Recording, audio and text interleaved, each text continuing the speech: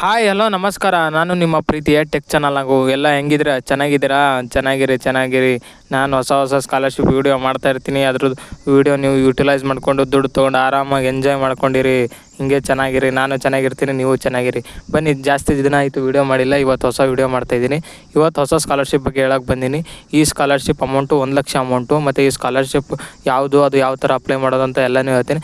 ಇನ್ನೊಂದು ಎಲ್ರಿಗೂ ಹೇಳ್ಬೇಕಂತಂದ್ರೆ, last time ಎಲ್ಲರೂ ಹಾಕಿದ್ರಲ್ಲ ಸ್ಕಾಲರ್ಶಿಪ್, ಎಲ್ರಿಗೂ ಬರುತ್ತೆ ಒಂದು ಸ್ವಲ್ಪ ಹಿಂದೆ ಮುಂದೆ ಆಗಿರುತ್ತೆ. ಬಟ್ ಎಷ್ಟೋ ಜನಕ್ಕೆ ಬಂದಿದೆ ಇವಾಗ ಆಲ್ರೆಡಿ ಸ್ಕಾಲರ್ಶಿಪ್ ಅಮೌಂಟು. ಇನ್ನೊಂದು ಏನಂತಂದರೆ, ಎಲ್ಲರೂ ಕೇಳ್ತಾ ಇದ್ದಾರೆ ವೀಡಿಯೋ ಲೇಟ್ ಮಾಡಿ ಬರ್ತಾಯಿದೆ ಅಂತ. ನಾನು ಏನಕ್ಕೆ ಹಂಗೆ ಮಾಡ್ತಾಯಿದ್ದೀನಿ ಅಂತಂದರೆ, ಎಲ್ಲನೂ ಸರ್ಚ್ ಮಾಡಿ ಅದನ್ನು ಜೆನ್ಯೂನ್ ಇದೆಯಾ ಇಲ್ಲ ಕರೆಕ್ಟಾಗಿದೆಯಾ ಅಂತ ಸ್ಕಾಲರ್ಶಿಪ್ ಬಗ್ಗೆ ನೋಡಿಕೊಂಡು ಅದು ಬರೋದೋ ಇಲ್ಲ ಫೇಕೋ ಅಂತ ಎಲ್ಲ ತಿಳ್ಕೊಂಡು ಮಾಡಿ ವೀಡಿಯೋ ಮಾಡ್ತಾ ಇರೋದು. ಅದ್ರ ಸಲುವಾಗಿ ವೀಡಿಯೋ ಲೇಟಾಗಿ ಬರ್ತಾ ಇರೋದು. ಮುಂದೆ ಕರೆಕ್ಟಾಗಿ ಬರುತ್ತೆ ಬಿಡಿ ಇವಾಗ. ಮತ್ತು ಈ ಸ್ಕಾಲರ್ಶಿಪ್ ಬಗ್ಗೆ ಮಾತಾಡೋಣ ಬನ್ನಿ. ಇವಾಗ ಸ್ಕಾಲರ್ಶಿಪ್ ಹೆಸರು ಮತ್ತು ಅದನ್ನು ಯಾವ ಥರ ಅಪ್ಲೈ ಮಾಡೋದು, ಇದರ ಅಮೌಂಟ್ ಬಂದುಬಿಟ್ಟು 1,00,000 ಅಮೌಂಟು. ಮಿಸ್ ಮಾಡಿಕೊಂಡ್ರೆ 1,00,000 ಹೋಯಿತು ಅನ್ನೋ ಥರ ಆಗುತ್ತೆ ನೋಡಿ. ವೀಡಿಯೋ ಮಾತ್ರ ಕೊನೆವರೆಗೂ ನೋಡಿ, ತಪ್ಪದೆ ಕೊನೆವರೆಗೂ ನೋಡಿ. ಬಂದಿದೆ ನೋಡಿ ಸ್ಕಾಲರ್ಶಿಪ್ ಹೆಸರು. ನೀವು ಮತ್ತೆ ನನಗೆ ಬೈದು ಬಿಟ್ರಿಗಿನ ಏನು ಬರೀ ಬಡ್ಡಿ ಫಾರ್ ಸ್ಟಡಿ ಒಂದೇ ಆ್ಯಪಲ್ಲಿ ಬರೀ ಸ್ಕಾಲರ್ಶಿಪ್ ಕೊಡು ಕೇಳ್ತಾನಂತ.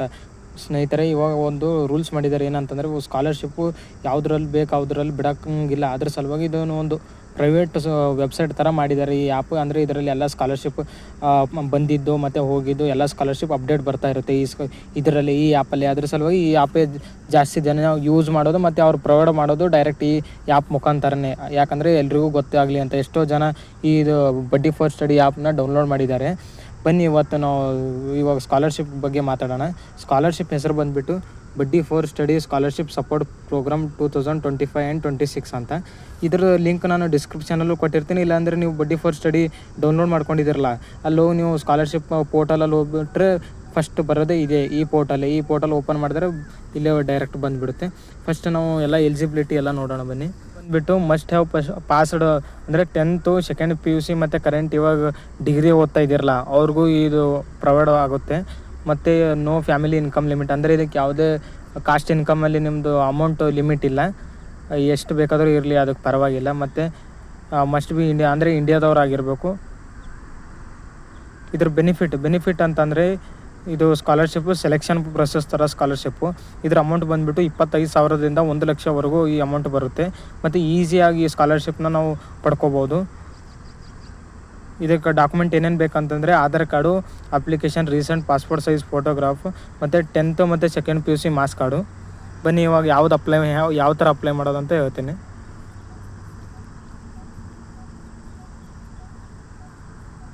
ಸ್ಟಾರ್ಟ್ ಅಪ್ಲಿಕೇಶನ್ ಅಂತ ಕೊಡಿ.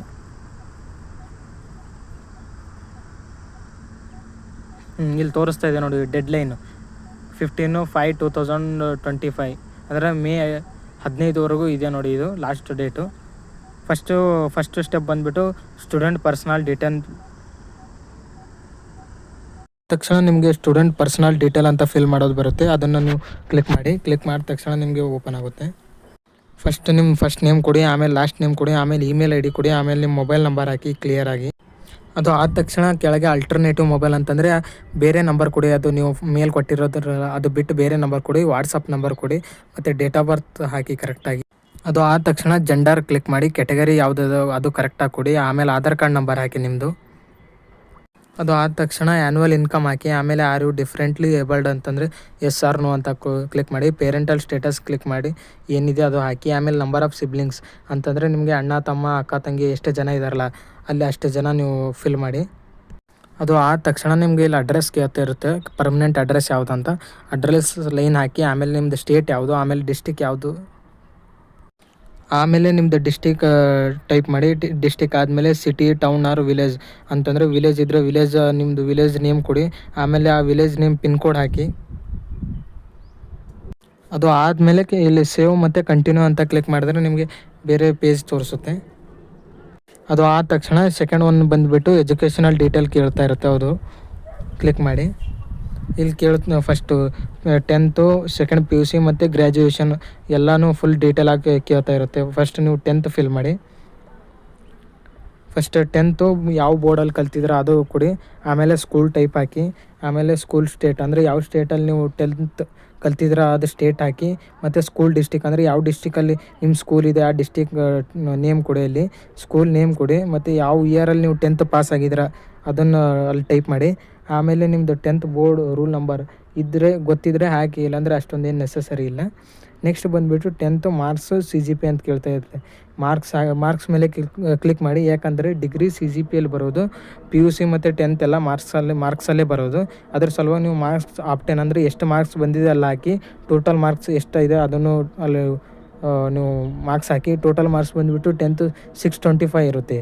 625 ಅಂತ ಅಲ್ಲಿ ನೀವು ಟೈಪ್ ಮಾಡಿ. ಆಮೇಲೆ ಸೇವ್ ಅಂತ ಟೈಪ್ ಕೊಡಿ. ಆಮೇಲೆ ನಿಮಗೆ ಸೆಕೆಂಡ್ PUC ತೋರಿಸುತ್ತೆ. ನೆಕ್ಸ್ಟ್ ಬಂದುಬಿಟ್ಟು ಸೆಕೆಂಡ್ PUC ಯಾವ ಬೋರ್ಡಲ್ಲಿ ಕಲ್ತಿದ್ರ ಮತ್ತು ಸೇಮ್ ಅದೇ ಥರ 10th ಏನೇನು ಫಿಲ್ ಮಾಡಿದ್ರಲ್ಲ ಅದೇ ಥರ school type, school state, school district, school name, passing year ಯಾವಲ್ಲಿ ಅಂದರೆ ಯಾವ ಇಯರಲ್ಲಿ ನೀವು ಸೆಕೆಂಡ್ PUC ಪಾಸ್ ಆಗಿದ್ರೆ ಅದು ಹಾಕಿ. ನೆಕ್ಸ್ಟು ಸೇಮ್ ರೂಲ್ ನಂಬರು, ಆಮೇಲೆ marks total marks, save and continue. Next graduation same. First ಯಾವುದು ಡಿಗ್ರಿ ಮಾಡಿದರೆ ಅದು ಟೈಪ್ ಮಾಡಿ. ಆಮೇಲೆ ಕೋರ್ಸ್ ಡ್ಯೂರೇಷನ್ ಅಂದರೆ ನೀವು ಡಿಗ್ರಿ ಎಷ್ಟು ವರ್ಷ ಇದೆ ಅದು ಅಲ್ಲಿ ಟೈಪ್ ಮಾಡಿ. ಇನ್ಸ್ಟಿಟ್ಯೂಟ್ ನೀವು ಅಂದರೆ ನಿಮ್ಮ ಡಿಗ್ರಿ ಕಾಲೇಜ್ ನೇಮ್ ಹಾಕಿ. ಕರೆಂಟ್ ಅಕಾಡೆಮಿಕ್ ಇಯರ್ ಅಂದರೆ ಯಾವ ಇಯರಲ್ಲಿ ನೀವು ಅಂದರೆ ಇವಾಗ ಜಸ್ಟ್ ಯಾವ ಸೆಮ್ಮಲ್ಲಿ ಇದ್ದೀರಾ ಅಂತ ಅದು ಹಾಕಿ, ಯಾವ ಇಯರ್ ಅಂತ. ಆಮೇಲೆ ಇನ್ಸ್ಟಿಟ್ಯೂಟ್ ಸ್ಟೇಟ್ ಅಂದರೆ ನಿಮ್ಮದು ಡಿಗ್ರಿ ಕಾಲೇಜ್ ಯಾವ ಸ್ಟೇಟಲ್ಲಿದೆ ಅದು ಟೈಪ್ ಮಾಡಿ. ಇನ್ಸ್ಟಿಟ್ಯೂಟ್ ಡಿಸ್ಟಿಕ್ ಅಂದರೆ ನಿಮ್ಮ ಕಾಲೇಜ್ ಯಾವ ಡಿಸ್ಟಿಕ್ ಒಳಗಡೆ ಇದೆ ಅದು district name hockey. Name of the institution select ಮಾಡಿ. ಇಲ್ಲಿ ಕೊಟ್ಟಿರ್ತಾರೆ, ಇಲ್ಲಿ ಕ್ಲಿಕ್ ಮಾಡಿದ್ರೆ ನಿಮ್ಮ ನೇಮ್ ಅಂದರೆ ಜಸ್ಟ್ ನಿಮ್ಮ ನೇಮ್ ಕೊಡಿ, ಅಲ್ಲಿ ನಿಮ್ಮ ಕೆಳಗಡೆ ಕಾಲೇಜ್ ನೇಮ್ ತೋರಿಸುತ್ತೆ, ಅದು ಆಟೋಮೆಟಿಕ್ ತೊಗೊಳುತ್ತೆ. ನೆಕ್ಸ್ಟು ಮೋಡ್ ಆಫ್ ಕೋರ್ಸಸ್ ಅಂದರೆ ಎಷ್ಟು ವರ್ಷದ ಕೋರ್ಸ್ ಇದೆ, ಮೋಡ್ ಆಫ್ ಸ್ಟಡಿ ಮತ್ತು ಪಾಸಿಂಗ್ ಇಯರ್ ಯಾವ ಇಯರಲ್ಲಿ ನೀವು ಪಾಸಿಂಗ್ ಹೋಗ್ತಿರಲ್ಲ ಅದು ಕೇಳ್ತಿರುತ್ತೆ. ನೆಕ್ಸ್ಟ್ ಸೇವ್ ಆ್ಯಂಡ್ ಕ್ಲೋಸ್ ಕೊಡಿ. ನೆಕ್ಸ್ಟ್ ಇದು ಆದ ತಕ್ಷಣ ಫ್ಯಾಮಿಲಿ ಮೆಂಬರ್ಸ್ದು ಪರ್ಸನಲ್ ಡೀಟೇಲ್ ಬರುತ್ತೆ. ಫ್ಯಾಮಿಲಿ ಮೆಂಬರಲ್ಲಿ ಫಾದರ್ ಮದರ್ದು ಎರಡು ಫಿಲ್ ಮಾಡ್ಬೇಕು ನೀವು. ಫಸ್ಟು ಫಾದರ್ ನೇಮ್ ಕೊಡಿ, ಆಮೇಲೆ ಫಾದರ್ ಮೊಬೈಲ್ ನಂಬರ್ ಹಾಕಿ. ಆಮೇಲೆ ನಿಮ್ಮ ಫಾದರ್ ಆ್ಯನ್ಯುವಲ್ ಇನ್ಕಮ್ ಅಂದರೆ ವರ್ಷಕ್ಕೆ ಎಷ್ಟು ಆದಾಯ ಬರುತ್ತೆ ನಿಮ್ಮ ಕಾಸ್ಟ್ ಇನ್ಕಮಲ್ಲಿ ಇದ್ದಿರುತ್ತೆ ಅದನ್ನು ನೋಡಿ ಇಲ್ಲಿ ಟೈಪ್ ಮಾಡಿ. ಆಮೇಲೆ ರಿಲೇಷನ್ ಅಂತಂದರೆ ನಿಮಗೆ ಅಲ್ಲಿ ನೇಮ್ ಕೊಟ್ಟಿರ್ತಾರೆ, ಅವ್ರು ನಿಮ್ಮ ಫಾದರ ಏನಂತ ಕೇಳ್ತಾರೆ, ಫಾದರ್ ಅಂತ ಕ್ಲಿಕ್ ಮಾಡಿ. ಆಮೇಲೆ ಕ್ವಾಲಿಫಿಕೇಷನ್ನು ನಿಮ್ಮ ಫಾದರ್ ಅವರು ಏನು ಕಲ್ತಿದ್ದಾರಲ್ಲ ಅದು ಕ್ವಾಲಿಫಿಕೇಷನ್ ಹಾಕಿ. ಆಕ್ಯುಪೇಷನ್ ಅಂದರೆ ನಿಮ್ಮ ಫಾದರ್ ಅವರು ಏನು ವರ್ಕ್ ಮಾಡ್ತಾ ಇದ್ದಾರಲ್ಲ ಅದನ್ನು ವರ್ಕ್ ಕೆಲಸ ಹಾಕಿ. ಅದು ಆದ ತಕ್ಷಣ ಮದರ್ ಮೇಲೆ ಕ್ಲಿಕ್ ಮಾಡಿ. ಸೇಮ್ ಇದೂ ಅದೇ ಥರ ನಿಮ್ಮ ಮದರ್ ನೇಮ್ ಹಾಕಿ, ಮೊಬೈಲ್ ನಂಬರ್ ಹಾಕಿ, ಆ್ಯನ್ಯುವಲ್ ಇನ್ಕಮ್ ಹಾಕಿ ಮತ್ತು ರಿಲೇಷನ್ ಅಂತ ಹಾಕಿ. ಕ್ವಾಲಿಫಿಕೇಷನ್ ಎಷ್ಟು ಅಂತ ನಿಮ್ಮ ಮದರ್ ಕ್ವಾಲಿಫಿಕೇಷನ್ ಹಾಕಿ ಮತ್ತು ನಿಮ್ಮ ಮದರ್ ಏನು ಕೆಲಸ ಮಾಡ್ತಾರಲ್ಲ ಅದು ಇಲ್ಲಿ ಟೈಪ್ ಮಾಡಿ. ಅದು ಆದಮೇಲೆ ಸೇಮ್ ಎಲ್ಲ ಥರ ಸೇವ್ ಅಂತ ಕೊಡಿ. ಸೇವ್ ಕೊಟ್ಟ ತಕ್ಷಣ ನೆಕ್ಸ್ಟ್ ಡಾಕ್ಯುಮೆಂಟ್ ಕೇಳ್ತಿರುತ್ತೆ, ಡಾಕ್ಯುಮೆಂಟ್ ಮೇಲೆ ಕ್ಲಿಕ್ ಮಾಡಿ. ಬರುತ್ತೆ ನಿಮಗೆ ಡಾಕ್ಯುಮೆಂಟ್ ಫಿಲ್ ಮಾಡೋದು. ಫಸ್ಟು ನೀವು ಎಲ್ಲನೂ ಫೋಟೋನು ಒಂದು ಡಾಕ್ಯುಮೆಂಟ್ ಆಗಿ ನಿಮ್ಮ ಫೋನಲ್ಲಿ ಇಟ್ಕೊಳ್ಳಿ. ಫಸ್ಟು ಪಾಸ್ಪೋರ್ಟ್ ಸೈಜ್ ಫೋಟೋ ನೀವು ಅಪ್ಲೋಡ್ ಮಾಡಬೇಕು. ಆಮೇಲೆ ಆಧಾರ್ ಕಾರ್ಡು ಬೋತ್ ಅಂದರೆ ಫ್ರಂಟು ಬ್ಯಾಕ್ ಎರಡೂ ನೀವು ಫಸ್ಟು ಫೈಲ್ ಇಟ್ಕೊಂಡು ಇಲ್ಲಿ ಅಪ್ಲೈ ಮಾಡಿ.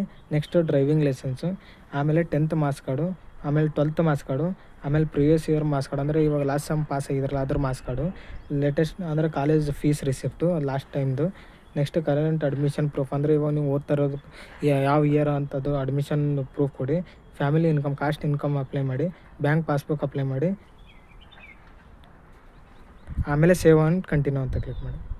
ಆಮೇಲೆ ನಿಮಗೆ ರೆಫರೆನ್ಸ್ ಅಂತ ಬರುತ್ತೆ. ರೆಫರೆನ್ಸ್ ಅಂದರೆ ಸೇಮ್ ಅದೇ ಅಲ್ಲಿ ಮೇಲೆ ಏನು ಕ್ಲಿಕ್ ಮಾಡಿದಾರಲ್ಲ ಫಾದರ್ ಮದರ್ ಸೇಮ್ ಅದೇ ಎಲ್ಲನೂ ಅದೇ ಡಾಕ್ಯುಮೆಂಟ್ ಕೊಡಿ. ಅಂದರೆ ಅದೇ ಎಲ್ಲನೂ ಟೈಪ್ ಮಾಡಿ. ನಿಮ್ಮ ಫಾದರ್ ನೇಮು ಫಾದರ್ ನಂಬರು ಅಂತ ಅದೇ ಟೈಪ್ ಮಾಡಿ, ಏನೂ ಚೇಂಜಸ್ ಇಲ್ಲ.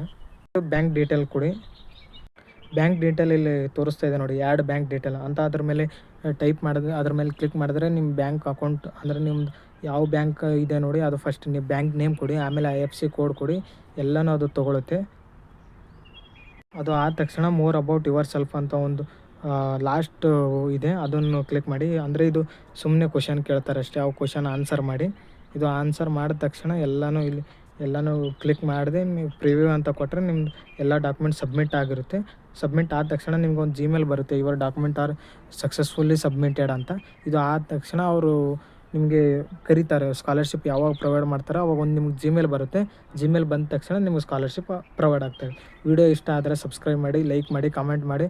ಇದೇ ಥರ ಹೊಸ ವೀಡಿಯೋ ಮಾಡ್ತಾ ಇರ್ತೀನಿ. ನೀವು ತಪ್ಪದೇ ಸಬ್ಸ್ಕ್ರೈಬ್ ಮಾಡಿ ಮತ್ತು ನಿಮ್ಮ ಫ್ರೆಂಡ್ಸ್ಗೂ ಶೇರ್ ಮಾಡಿ.